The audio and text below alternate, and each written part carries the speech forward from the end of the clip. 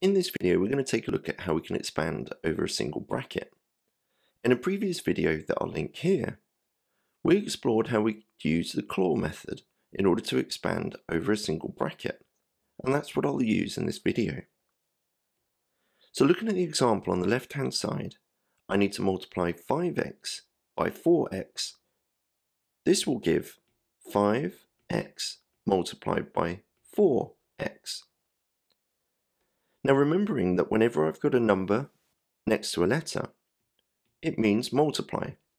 So 5x becomes 5 times x, and 4x becomes 4 times x. One part of the commutative law states that if I'm multiplying numbers, I can change the order and still get exactly the same answer. So where I've got 5 times x times 4 times x, I can change this to be 5 times 4 times x times x.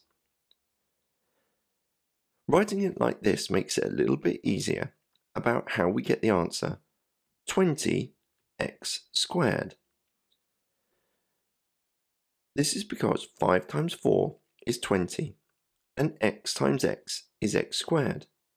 And because these are being multiplied together, I write both 20 and x squared together.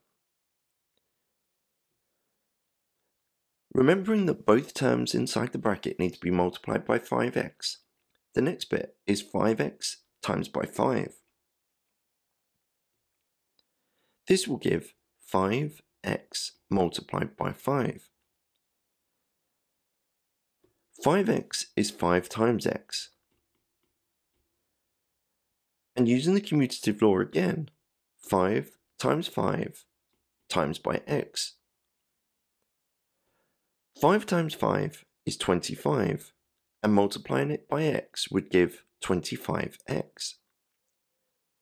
Noticing how this is a positive answer, the final answer is 20x squared plus 25x.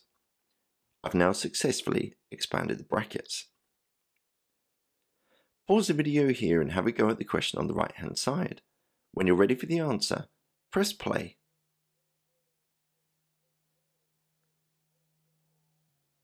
So the first thing we need to do is multiply 8x by 6x. 8 times 6 is 48. X times x is x squared.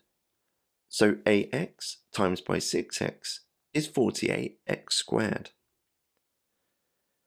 8x multiplied by negative 7 would give 8x times negative 7. 8 times negative 7 is negative 56. And timesing this by x would give negative 56x. I've now successfully expanded out the brackets.